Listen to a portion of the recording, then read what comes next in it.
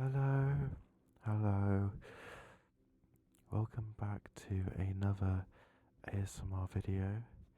Um, today, today I'm trying out something new. I'm using a lavender mic. I have I have a couple of issues when I use when I use like regular microphones with my fursuit. It gets like I don't know. It's like when I speak, I don't know. It's just so so muffled, and it sounds really compressed, and it's kind of annoying. Yeah. So I am using a lavender mic now.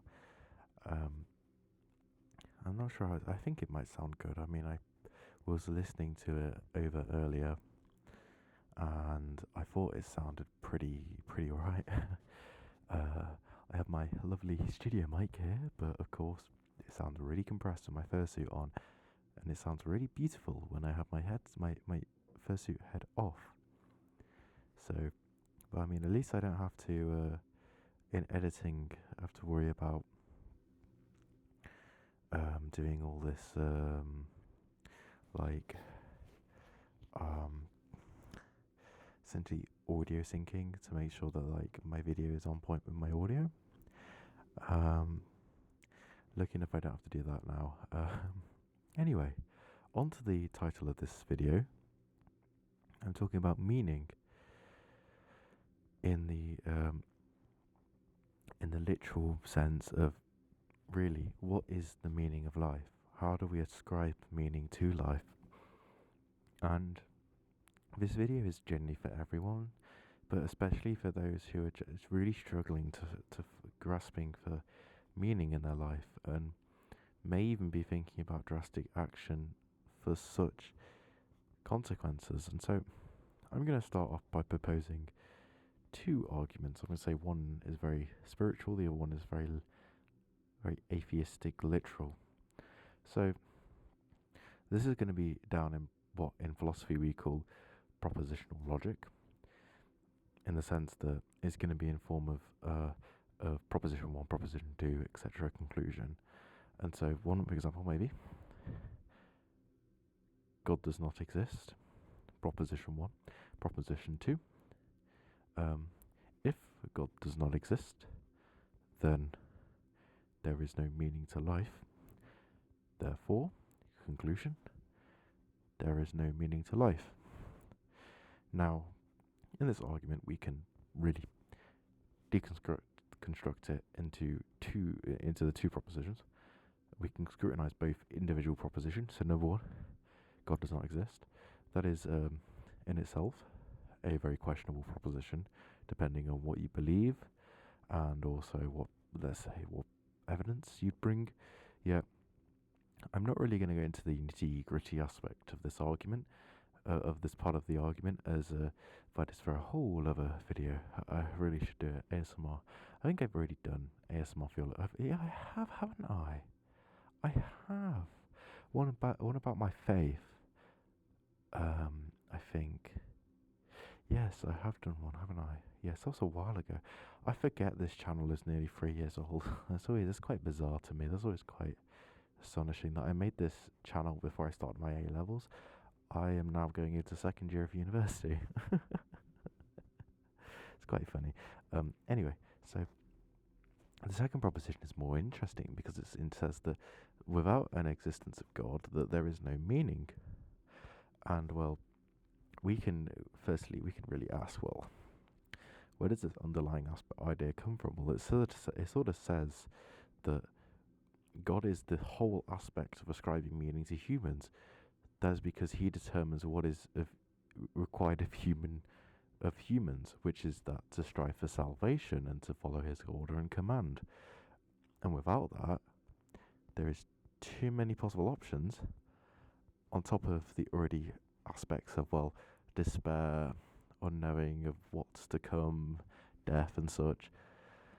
But if we're looking at wholly at meaning, then it becomes, well, if I don't have this goal of salvation, if my life is not aspect about being about morality in the sense of ascribing to God, but also um, how I get to this salvation, and also how I also go about the means of worshipping and idolizing God, um, then that is meaningless then, because, well, I'm doing all this for nothing.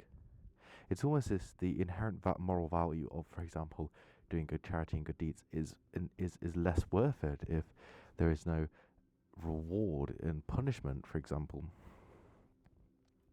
Now, the second one I'm going to bring, which is a sort of an atheistic one, is that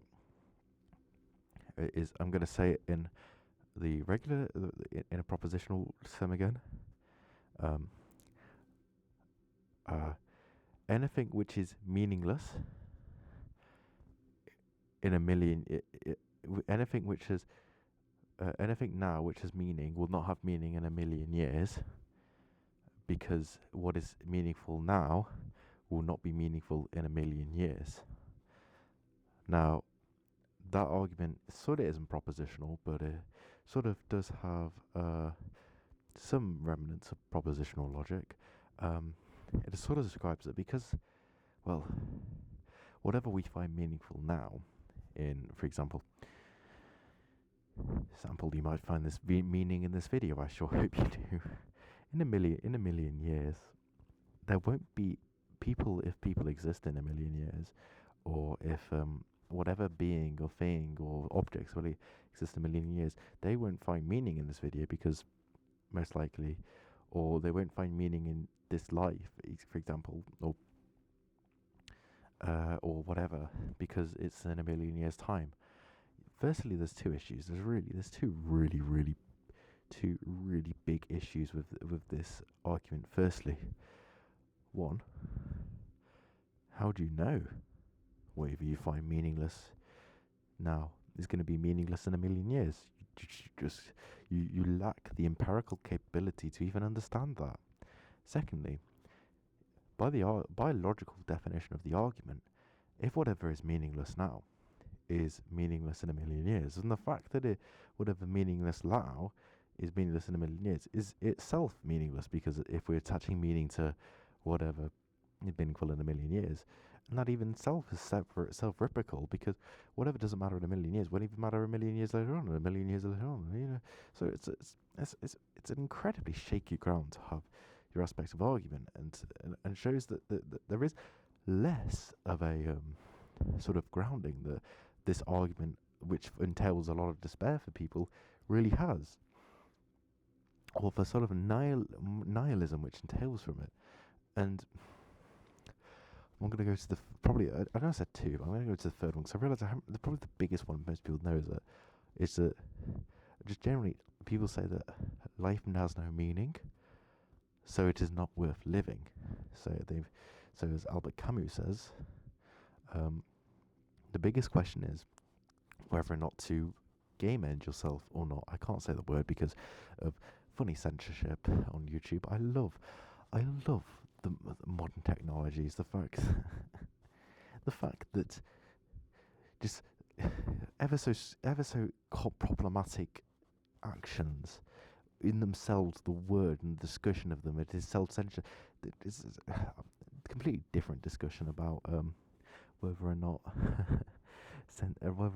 censorship of these kind of things is a good thing. But I think I don't really think it is. I think you really cannot just sort of anyway. I'll get back onto back onto my point. The most obvious of them, obvious criticism of this very simple argument, which you hear a lot through your life, even if you're not a philosopher, you just hear it so much throughout life, is that the conclusion itself is wrong then, because if you're ascribing a conclusion to life, you're saying that life has no meaning, so yet you're ascribing a meaning to it, which is to end it. That's the issue. You can see the grave issue here. Every single time we ascribe meaning to life, there is no real logic or that, it just sort of falls apart. Here, here is the here is here is how we resolve it, or resolve it if it even is a thing we need to resolve. You see, there's three notable philosophers on this. First, we have Satre. See, Satre, he looks at this and goes, "Well, isn't this a horrible thing? A seagull, within its essence, is a seagull, and a cat within its essence is a cat, because it doesn't have the capacity to understand that its life has meaning. In essence, it doesn't have the ability to step back and think, well, does this have meaning? Does me running around chasing a mouse or shitting all over the place have any real meaning? They can't comprehend that. And so, well, this is the human predicament. And, well, Sartre says, well, really, humans have quite a horrible thing. The fact that they're not born into a role. They're not born into a role. Yet, at the same time, this is beautiful. Because humans are born free. They're born completely free. They can choose whatever path they will. They can define themselves. Surely this isn't enough to give meaning to whatever we do. The fact that we can define, we're not limited, and that we can define our own paths. Surely that itself brings meaning. And I feel like this is the most contemporary view. See, people assert meaning through a lot of objects, activities and such. They might ascribe their whole life to, for example, I see a lot of people, which is, I can't criticize this, I've sort of done it myself. A majority of my friends are furries.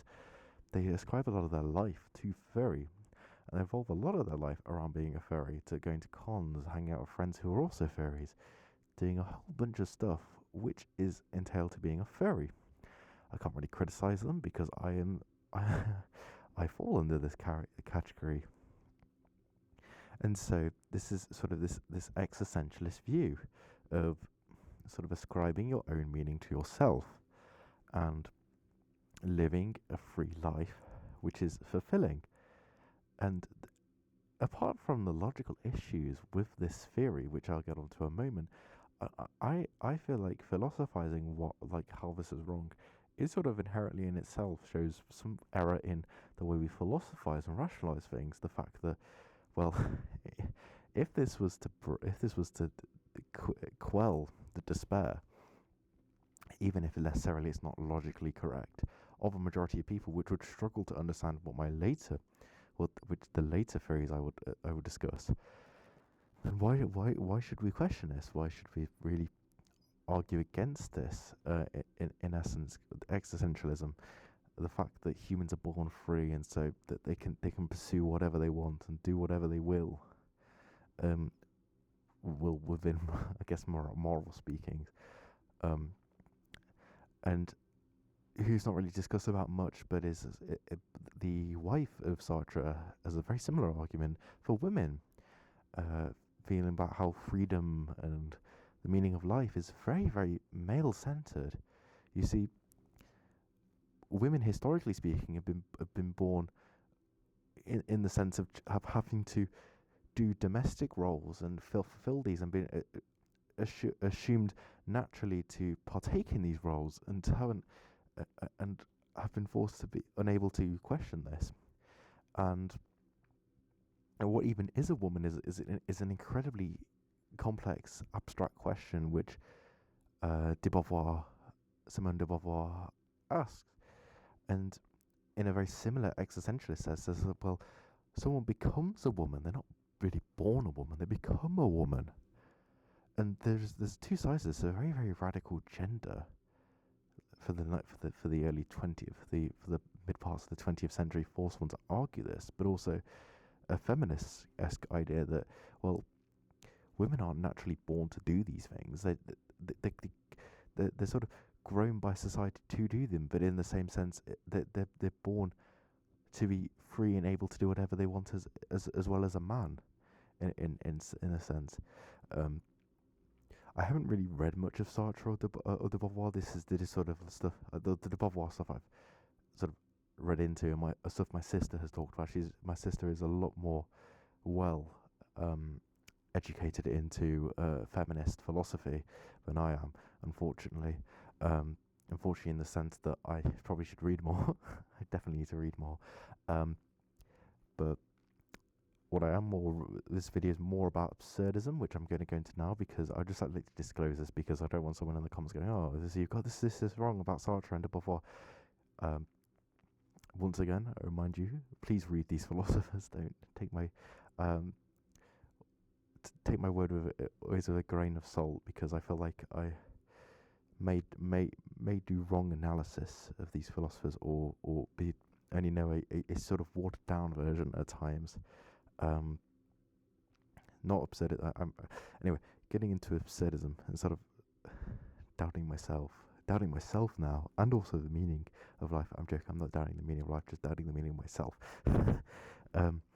Well, absurdism looks at this and goes, well, there's still a massive problem right at the heart. If we ascribe meaning, for example, maybe my meaning is that I'm going to become a really good programmer and I'm going to make amazing apps and or engineer, and yet at the heart of this is really why really why. Just because you ascribe that to yourself, there's still, it's sort of you get a loop in reasoning. You're going, well, I ascribe it to myself. Well, why does that? Because I ascribed it to myself. Or you get no real solid foundations. That's a really gaping heart. You get no real logical foundations as to why this is good, or why this is an okay reason to live, to have a meaning of life.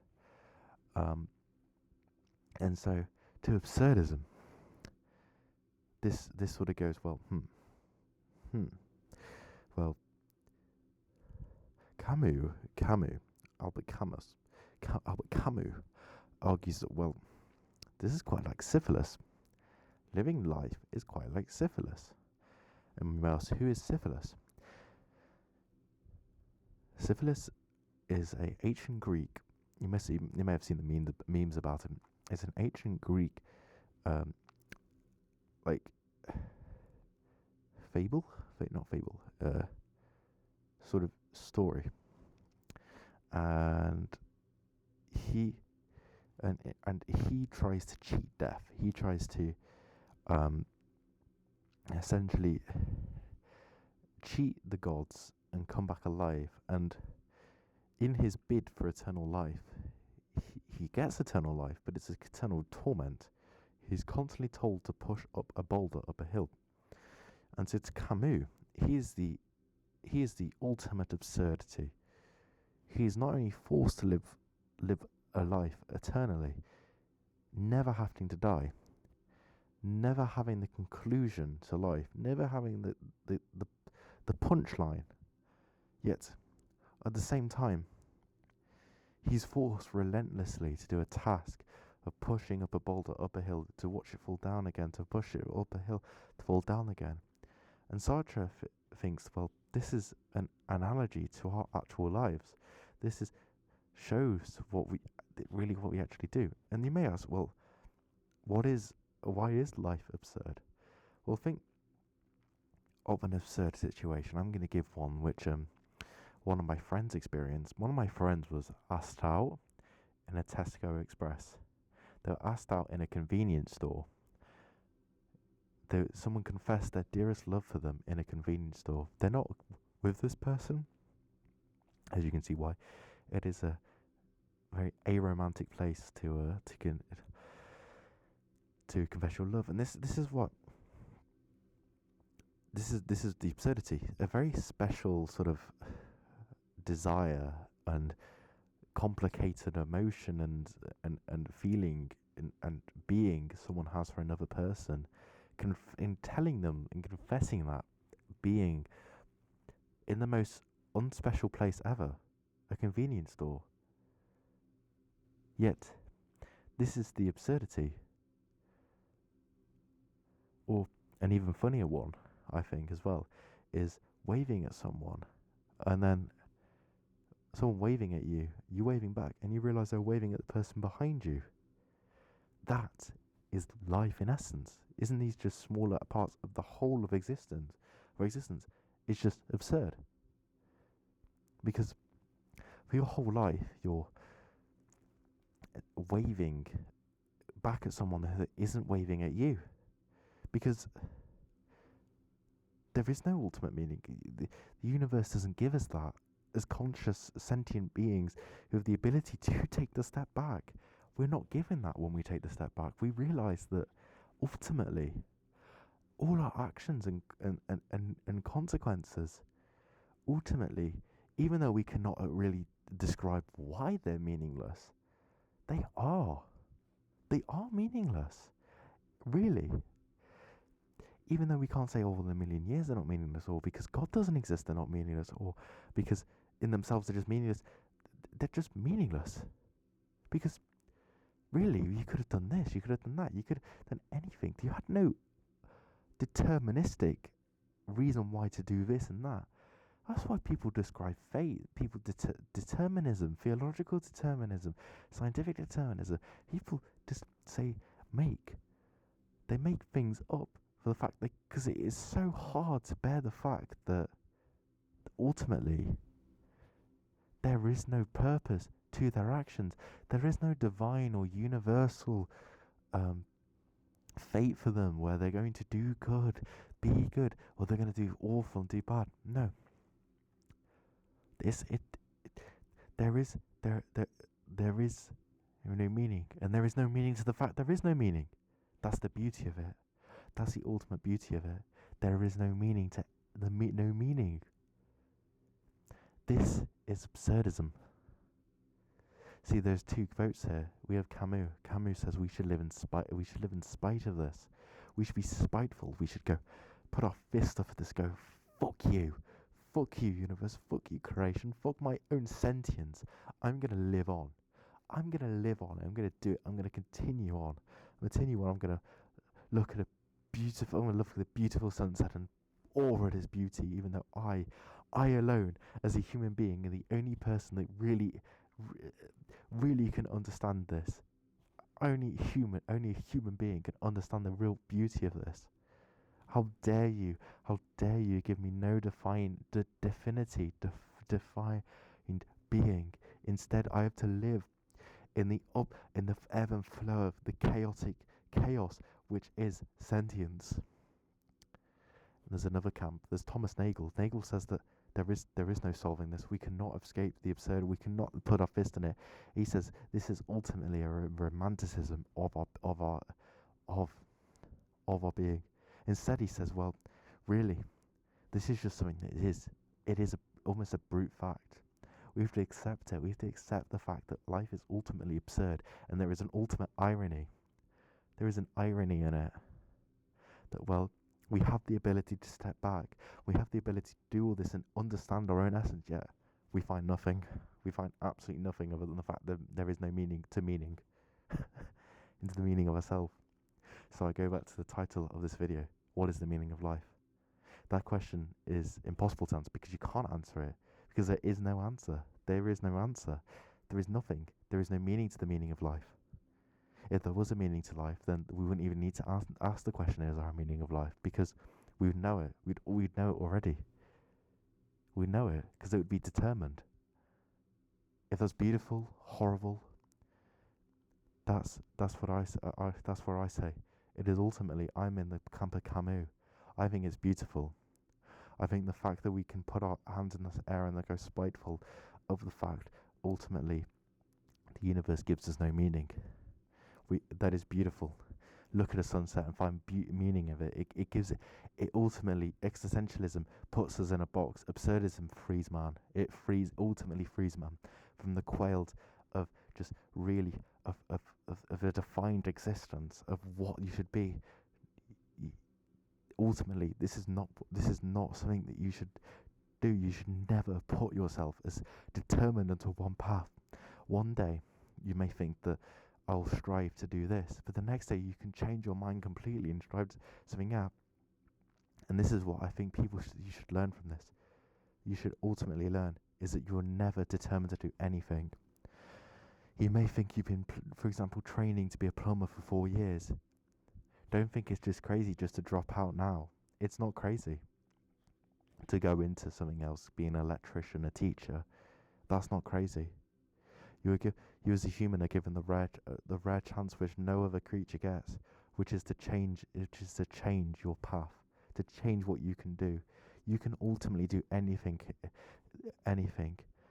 The world is an oyster, but of course there are limits. Satre says famously that capitalism limits the free will of man by limiting its economic power, and that's why people try and escape it. People are constantly trying to escape it because escaping capitalism means more freedom of will, regardless of who you trample on and crush their free will and their free spirit, their ability to use their free will.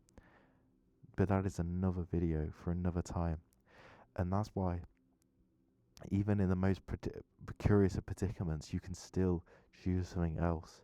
There is always a way to do something different.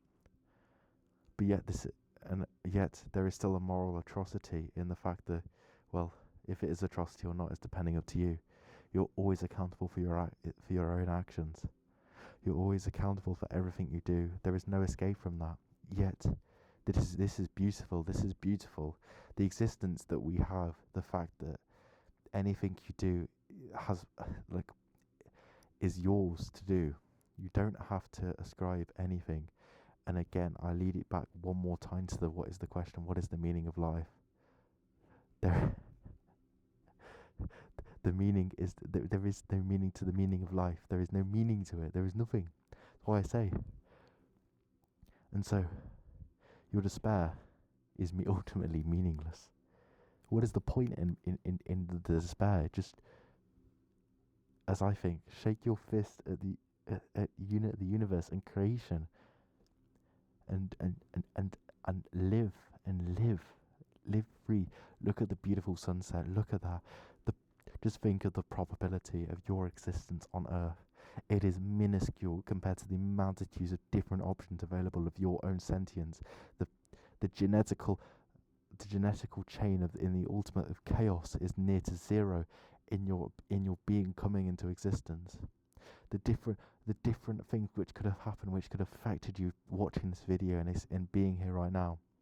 There is no fate. All there is just minutes of different probabilities of the free will and free choices of other human beings, and just the chaos which is the universe. And so that's why I'll leave it here today. And I hope you've enjoyed this video. I think I do. I think I love rambling a bit too much. If I missed anything out, you think I missed anything out, or if you think I did say anything wrong, please put your opinions in the comments. Please like and subscribe, whatever. I hope you enjoyed it, and I hope I'll see you in another video. Please watch all my other videos. I have other fairly not as high quality as this one. I think this is my highest quality video yet. Other range of different maths and philosophy related videos and physics related videos on this channel. The next video, whenever I make it, will be on. There is someone that has copied my idea. I know he hasn't copied my idea because he told me, so I'm going by hopefully that he's telling the truth. Made maths Furry ASMR videos, and he got loads of views, and I'm like, wow, come on, YouTube algorithm, how dare you? Years and years and years have you belittled me with little views, and yet you give this man loads and loads of my idea. I was the original. I'm joking. I'm gonna be making.